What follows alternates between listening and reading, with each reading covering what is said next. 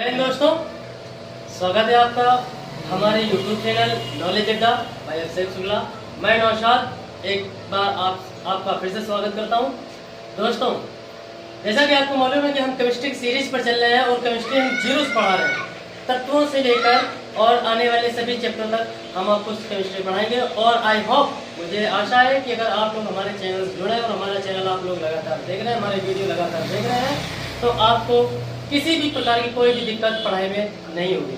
दोस्तों, हमने अपने अगले वीडियो में आपको तत्वों को याद करने का एक रूल बताया था, कुछ आसान से टिप्स बताए थे, और आज मैं उसी के आगे चलकर यौगिकों को याद करने का कुछ आसान से तरीके, आसान से आसान तरीका और ऐसा तरीका मैं आपको बताने वाला हूं जो आप कभी शायद कभी ना भूल पाए।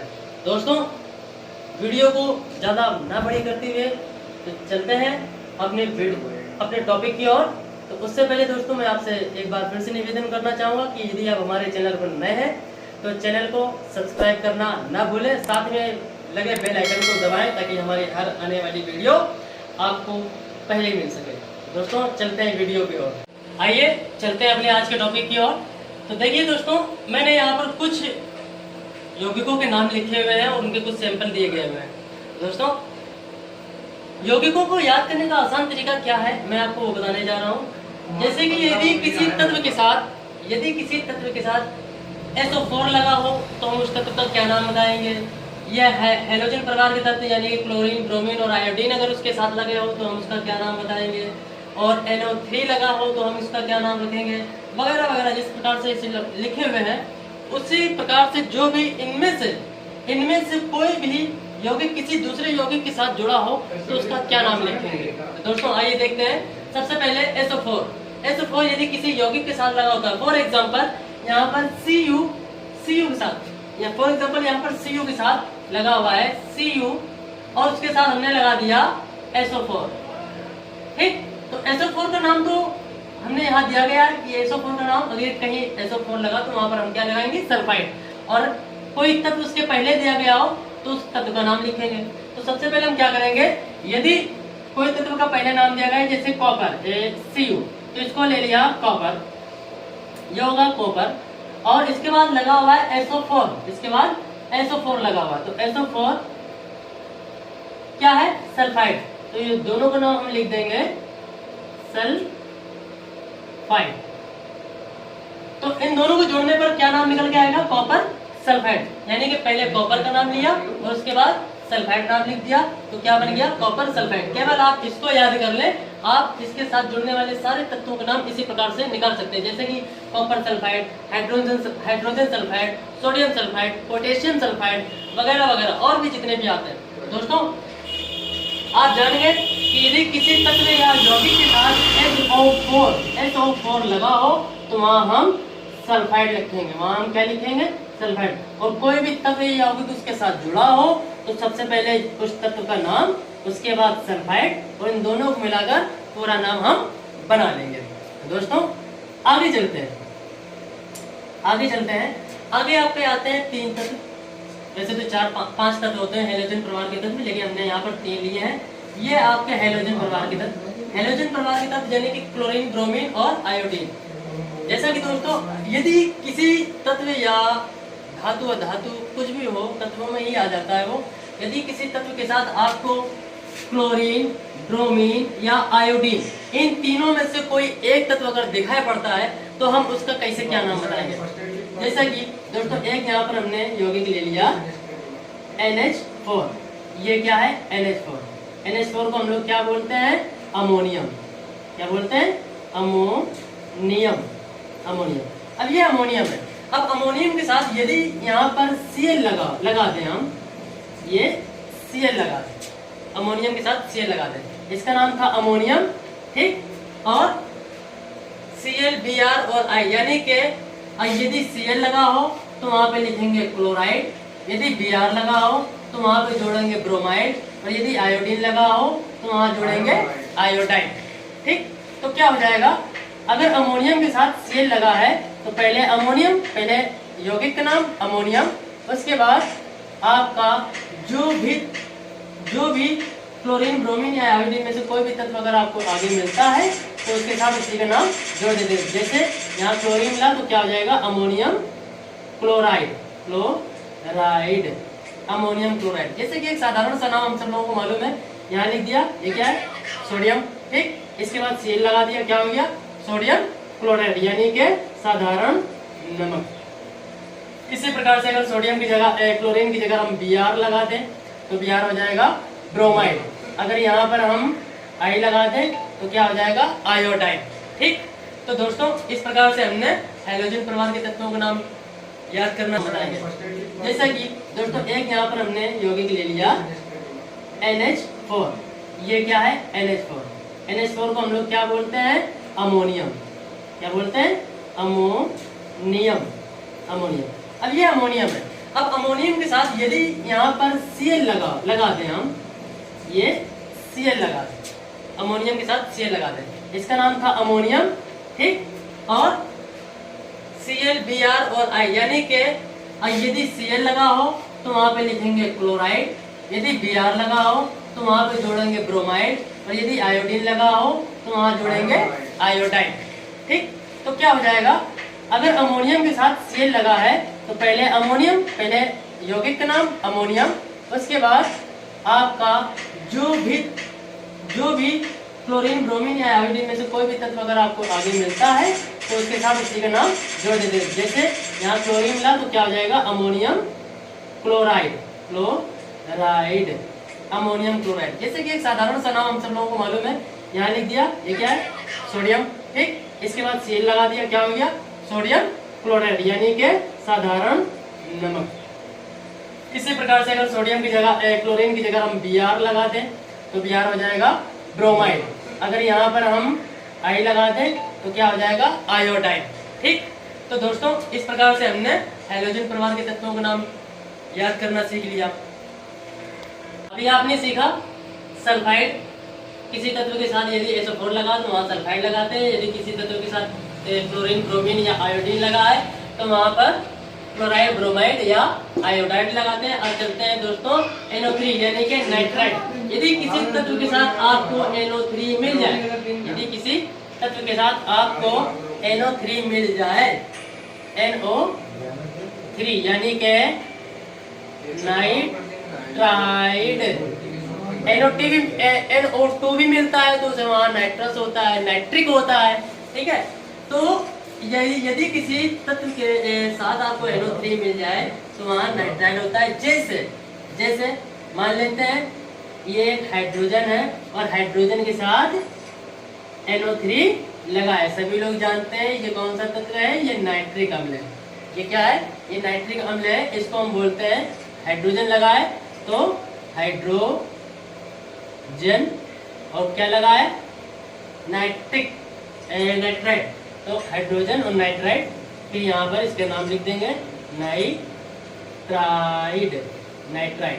तो क्या हो जाएगा, हाइड्रोजन नाइट्राइड, पहले तत्व का नाम, फिर जो लगाया है, जिसको हमें दिखाते हैं, जो हम आपको समझा रहे हैं, फिर उसका नाम, ठीक। तो हाइड्रोजन नाइट्राइड, ठीक। तो दोस्तों अब इसी के साथ आगे चलते हैं।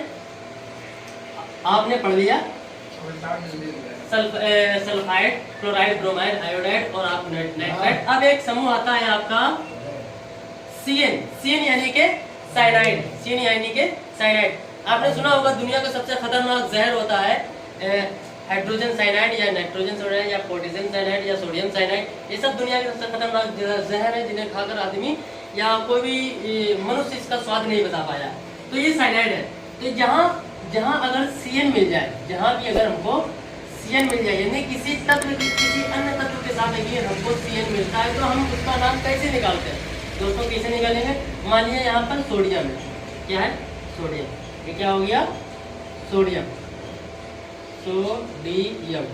अब अगर इसके साथ CN यानी के साइनाइड लगा दें, CN यानी के साइनाइड लगा दें तो क्या हो जाएगा, पहला नाम सोडियम, दूसरा नाम साइनाइड, तो इन दोनों का नाम क्या हो जाएगा, साइनाइड। इसी तरीके से हाइड्रोजन के साथ लगाएंगे, चलो इसी तरीके से हाइड्रोजन के साथ लगाएंगे तो क्या हो जाएगा, hydrogen cyanide, sodium cyanide, potassium cyanide. जहां भी आपको किसी भी तत्व के साथ, किसी भी अन्य तत्व के साथ यानी कि CN मिले, वहां पर उसका नाम लिख के और साइनाइड लगा देते हैं। ठीक दोस्तों, तो अब आगे चलते हैं। आपका एमाइड, ये आता है आपका अगला नंबर एमाइड। एमाइड यानी कि NH2। ये आपको ये दोनों तत्व साइनाइड और एमाइड, ये आपको जब अभी हम आपको आगे IUPAC बताएंगे तो उन IUPAC में भी ये तत्व आपको, ये समूह आपको मिलेंगे। तो दोस्तों साइनाइड पता लगा लिया, अब आते हैं एमाइड। एमाइड क्या है? एमाइड क्या है कि किसी भी अन्य यौगिक के साथ या किसी भी अन्य कार्बनिक यौगिक के साथ अगर NH2 मिलता है तो पहले उस कार्बनिक यौगिक का नाम लिख देते हैं, उसके बाद एमाइड डायरेक्ट लगा देते हैं। जैसे CH3NH2, CH3NH2। अब ये कार्बन श्रृंखला है और उसके बाद ये एमाइड समूह लगा हुआ है, तो क्या हो जाएगा, ये एथेन होता है ना, एथेन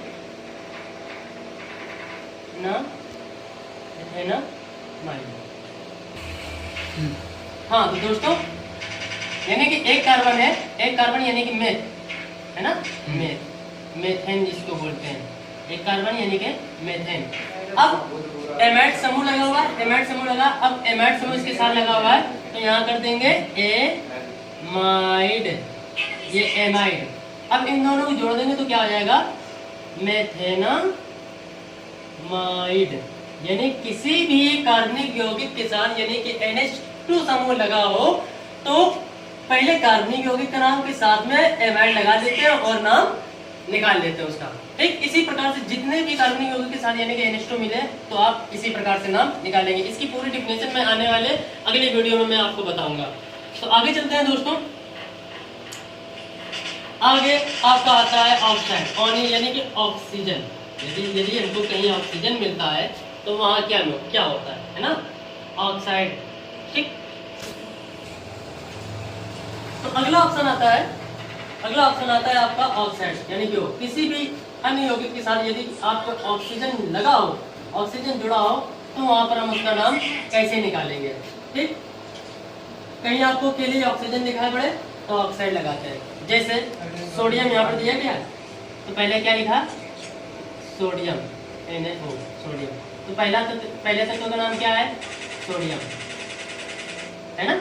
दूसरा तत्व क्या जुड़ा है, ऑक्सीजन। यदि ऑक्सीजन जुड़ा तो क्या लिखते हैं, ऑक्साइड। क्या लिखते हैं, यदि किसी तत्व के साथ अगर हाइड्रोजन 2 की मात्रा में जुड़ा, जैसे H2O2 या Na2 और O2, तो वहां पर दोस्तों केवल ऑक्साइड ही नहीं लिखेंगे, वहां पर तत्व हो जाएगा पराऑक्साइड। वहां पर ऑक्साइड नहीं, पराऑक्साइड। यानी कि H2O2, Na2O2, K2O2 इत्यादि ऐसे शब्द, ऐसे यौगिक अगर आपको मिलते हैं तो वहां पर पराऑक्साइड होता है। वहां पर क्या होता है, पराऑक्साइड। वहां ऑक्साइड नहीं होगा, वहां पर फिर ऑक्साइड नहीं होगा। जैसे कि यहाँ क्या जुड़ा है, हाइड्रोजन, तो इसका नाम हमने लिख दिया हाइड्रोजन। ठीक, O2 लगा हुआ है तो यहाँ लिखेंगे पराऑक्साइड। यदि O2 मिल जाए तो वो पराऑक्साइड होता है। यदि किसी सिंगल तत्व के साथ O2 अगर मिल जाए तो आपका वहां पराऑक्साइड होता है। तो दोस्तों इसी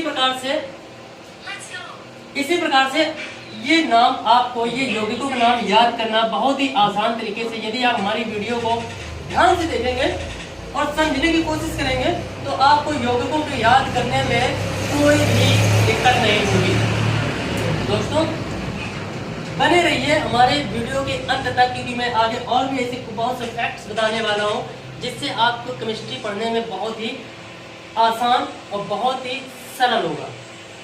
आगे चलते हैं। आगे आता है केवल आपका हाइड्रोजन। केवल क्या आता है, हाइड्रोजन। यदि किसी तत्व के किन्हीं दो तत्वों के बीच में, अब यहाँ पर गौर करने वाली बात है, यदि यहाँ पर गौर करने की ये बात है, यदि कहीं दो तत्वों के बीच में केवल हाइड्रोजन दिखाई पड़े, किन्हीं दो तत्वों के बीच में यदि हाइड्रोजन दिखाई पड़े तो वहां लगाते हैं बाई। वहां क्या लगाते हैं, बाई। वहां लगाते हैं बाई। फॉर एग्जाम्पल आपने पढ़ा होगा हाई स्कूल में, फर्स्ट ईयर में, इंटर में, तमाम जगह पढ़ा होगा कि NaHCO3 है ना, NaHCO3, यानी कि सोडियम पहले मिला, बाद में कार्बोनेट मिला और बीच में मिला हाइड्रोजन। बीच में मिला क्या? हाइड्रोजन। तो इसका नाम कैसे निकालेंगे? पहले जो है, यानी कि पहले जो तत्व दिया गया है उसका नाम सोडियम है ना। अब बीच में हाइड्रोजन लगा है तो बीच में क्या लगाएंगे? बाई। ठीक। अब लास्ट में कार्बोनेट दिया गया है तो क्या लगाएंगे? कार्बोनेट।